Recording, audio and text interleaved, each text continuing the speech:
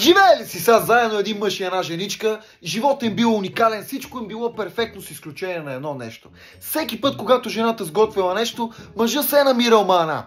Я тук ще има малко сол, я това е безвкусно, тук много пипер. И сега всеки път заради това нещо се карали и една вечер седнали да вземат решение как да го оправят това нещо, вече да се приключи. И решили следното нещо. Една вечер готви жената, една вечер готви мъжа, за да нема недоволни. И сега вкарали го в действие това нещо. Мъжът такъв първи ден след работа се прибира вечерта, доволен, че ще си хапне. Отваря вратата и гледа бележка на хладилника. Скъпи, излезнах с момичетата, за вечеря има спагети. Тенджерът е в шкафа, маслото и сиренето са в хладилника. Айде ти си! Това ще изтръпнал направо като видео, ама си затраял такъв, замълчал си. На другата вечер нашата се прибира от работа и тя яко изгладнела. Отваря такава глоб и гледа бележка. Скъпа, излезнах с момчетата на побира, за вечеря има риба. Въдиците са в коридора. Айде!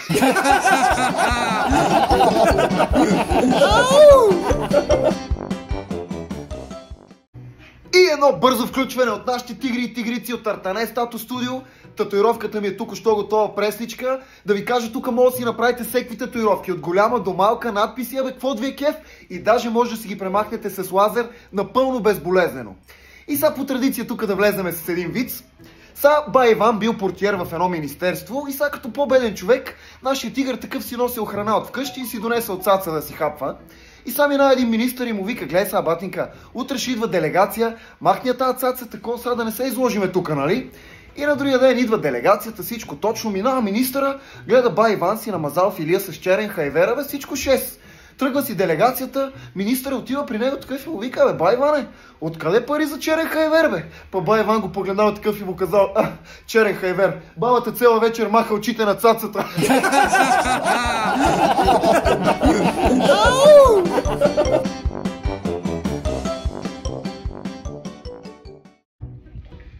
На Иванчо баща му са отишъл на родителска среща и Иванчо са от текст един трепери, какво ще стане като се прибере нашия.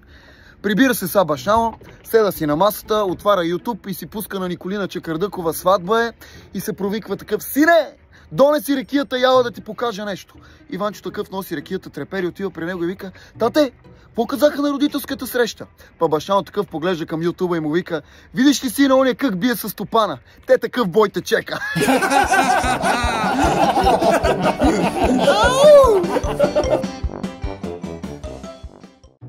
Едно младо лъвче са българин си харесал една японка, оженил се за нея, много яка брутална българска сватба, кючец и всичко как си трябва.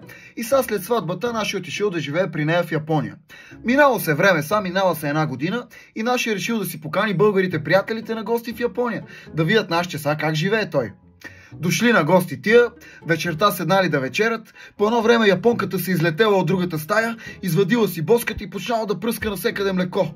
Българина като е видел, направо отишъл в спалнята, опанал майка й и се върнал с една кофа вода и се е сипал на главата. Всичките приятели са си спогледали какво става, му викат: брат, какво правите вие, бе? Оня вика: мани, от една година живееме заедно, ни тя научи български, ни аз японски и се разбираме само с жестове. Добре да, вика, тя какво ти каза? Каза ми: бегай да купиш млеко. Ти какво й каза? Как какво й казах? Вика ми: я си майката навънка вали като из ведро, бе.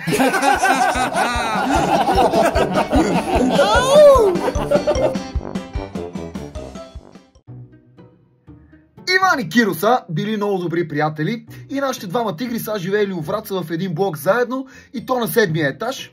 Обаче много често ходили при съседката Пепа от 8-я етаж и са поне били много хитри нашите, си опъвали една рибарска мрежа на 7-я етаж и който си мъндръса горе са, звъннели звънеца, бам, скача на мрежата, прибират се долу и всичко си е 6, нема ядове. И са редуват си се какво става и един ден Киро отишъл да мъндръса горе Пепа, лудо мъндръсане, подхвъргане, всичко как си трябва и по време се звъни на звънеца, Киро направо скача долу към мрежата, Пепа отваря вратата и гледа Иван и вика: Иване, какво става, бе? Абе да ти кажем, да кажеш на Киро, че отивам за риба, взимам мрежите.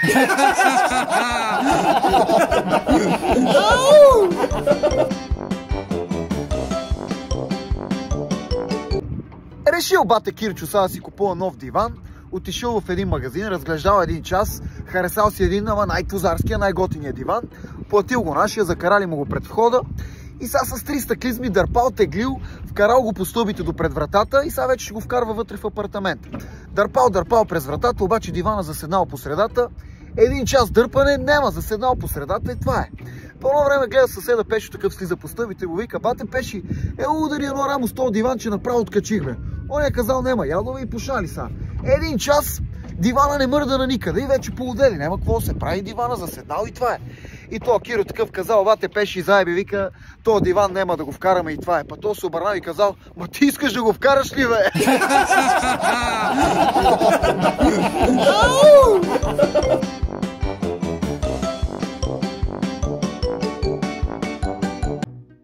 Влезнала сега госпожата такава в час, всичките ученици притеснени, че ще ги изпитва, и тая нашче са ги подкарала и им казала: гледайте са, ученици, искам да ми кажете нещо, което предизвиква паника.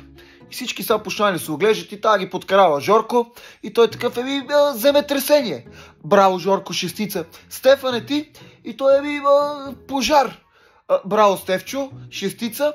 Кирчо, я ми кажи ти. И той такъв: наводнение. Браво, шестица. Я кажи са, Иванчо, ти нещо, което предизвиква паника. И Иванчо такъв казал: червена точка. Та го погледнала дъскалицата и му казала: Иванчо, как са? Една червена точка може да предизвиква паника. И Иванчо казал: много лесно. Кака ми всеки месец в календара си слага едни червени точки, обаче този месец в календара червена точка няма. Елате да видите вкъщи каква паника е само.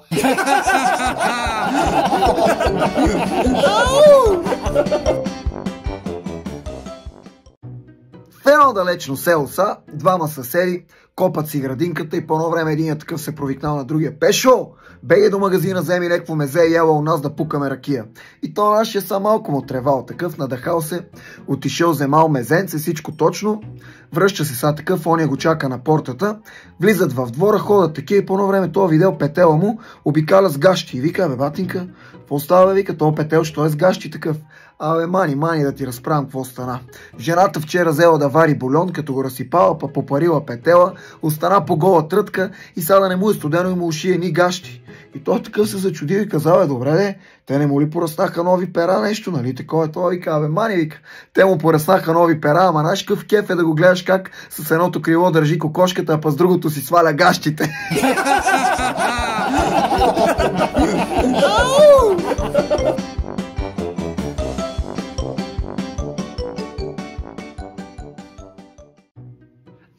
Далечно село са, едно младо семейство, правят си сватба, всичко 6, брутален купон, кючеци, музика, всичко как си му е по реда. И сега станало време за първа брачна нощ и в това село са по традиция на сутринта трябва да се изкара червения чершав, няма как, иначе е лоша работа. И сега говорят си булката и младоженеца и та по едно време така почнала да му обяснява: бе, скъпи, гледай са, трябва да ти кажа нещо, срам, не срам, гледай са, аз не съм честна. Как не си честна, бе? Така вика, прозорецът е щупен, трябва да измислиме нещо, защото сутринта направо ще ни побърка. Той казал: гледай са, няма ядове, ще полеме чершафа с червено вино, всичко топ на сутринта и няма проблеми. И та казала: супер, няма ядове, продължават да си къркат, обаче се накъркали, тъмница и какво направили? Объркали шишето и вместо с червено вино го полели с мента. Сутринта са всичките бащи, жени, майки, такива чакат доволни, пияни на кучета и гледат отгоре от терасата, па тия наши се появяват, опъват чершафа и той вместо червено с зелено петно. Па бащата такъв гледал и казал: по-добре, абе, сине, ти какво си направил, бе? Ти направо си и праснал жлъчката, бе!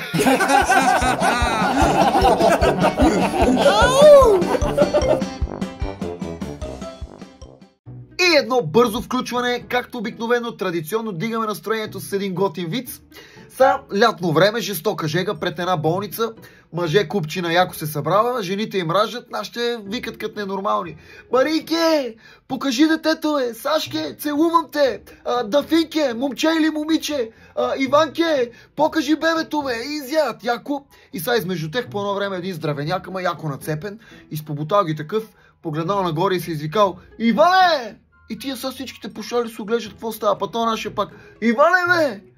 Тия вече почнали така да гледат ужасено малко, почнали да се кръстят, какво се случва, направо не им се верва такова. И то продължава да вика: Иване, бе! И по-на време такъв погледал към покрива, па там се показал един друг и той такъв се извикал: Иване, бе! Взел съм ти кафе! Ай, като свърши с керамидите, слезни долу, бе!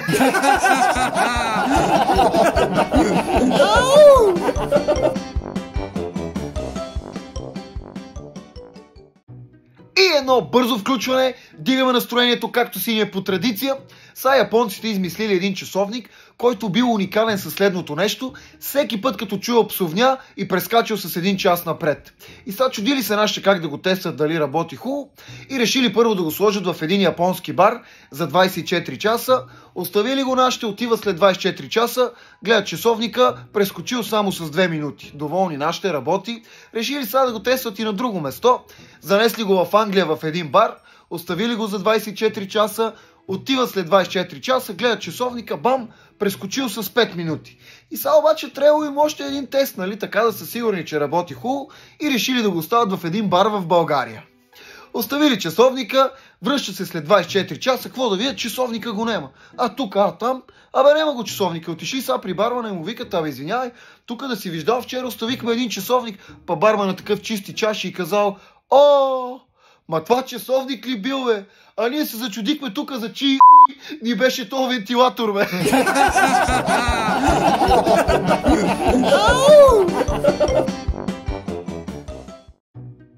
Лятно време са, пътуват баща и син с колата някъде надалече, мръсна жега, бащата яко изнервен, поти се в колата, направо не се издържа.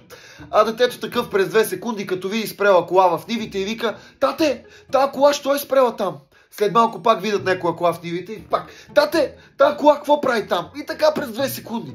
И бащата вече след поредния път: тая кола какво прави там в нивата? Поудел яко, спрел колата и казал такъв на малкия: писта ми от тебе, слизай, ходи виж при колата какво става и се връщай да разбереш вече, и това е.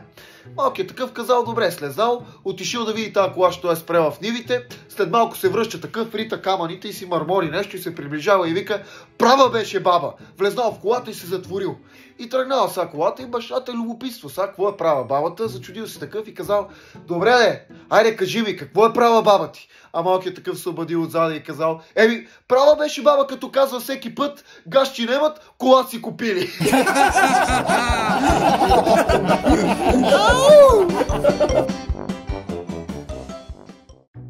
Седи си са един тигър такъв на двора, почива си, всичко релаксче, и по едно време гледа съседа му търчи с 2 кофи такъв и му вика: брат, моля си сипем 2 кофи вода от твоя кладенец. И той начин, докато му отговори, ония вече си сипал кофи и търчи наобратно към тех. Почива си нашия, след малко той пак се връща, пак търчи и вика: моля да напълним 2 кофи вода от твоя кладенец. Ония пак, докато му отговори, бам, наточил си нашия 2 кофи и търчи пак към тех. И това нещо се повтаря 3, 4, 5 пъти и то нашия са вече такъв по едно време се нервира. Са, какво става? Вика: то ми взима от кладенеца вода, нещо се случва.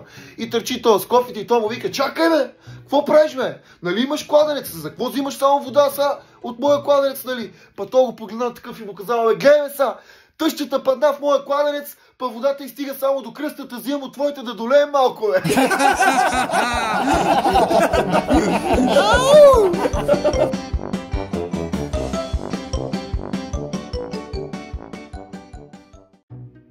Видели се са двама приятели, един е яко сдухан. Другия му вика: какво става бе, братле? И он вика: мани, каква беля стана миналата седмица. То вика: какво бе? Гледай сега, събуждам се, аз имам рожден ден. И ни жената ми честити, ни майка ми и баща ми явно забрили. Децата и те не ми честитат. И аз такъв нервен отивам на работата, ни колегите ми честитат, ни никой. Влизам аз в офиса и секретарката: честит рожден ден. Скачам и гушкаме и аз такъв се почувствах сега специален, а тя взета ме покани на обяд. Отиваме, хапваме си, то вика: вика как се хапваме, и тя ми вика: искаш да отиваме в моя апартамент. И аз такъв надъхах се. Отидехме в апартамента и тя по едно време ми вика така: имаш ли нещо против да отида до спалнята за 1 минута? И аз викам: нема ядове. И какво става? Вика: и какво? По едно време се отваря вратата, цялата ми рода, баща ми, майка ми, жената, децата, колегите, всичките с една торта излизат и викат: изненада! Какво бе бате, екстра? Он вика: как екстра бе? Аз я чаках гол на дивана бе.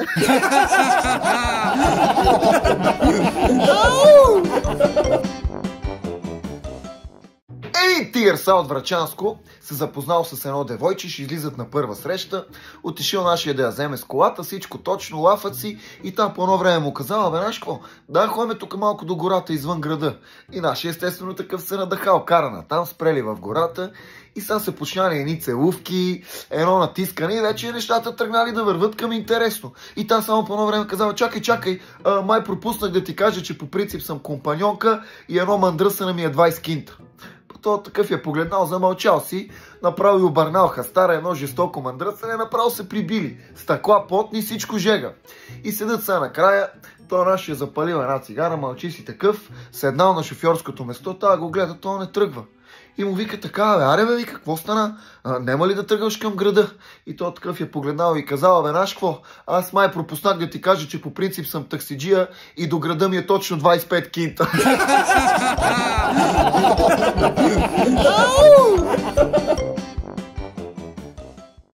Седат си са баща и син заедно и по едно време сина такъв вика на бащата, бе, тате, от известно време нещо ме мъчи. Он вика, какво бе, сине? Абе, гледай са, имам 3 приятелки и се чуда за коя да се ожена. Па баща му такъв зачудил се и той му казал, бе, знаеш какво?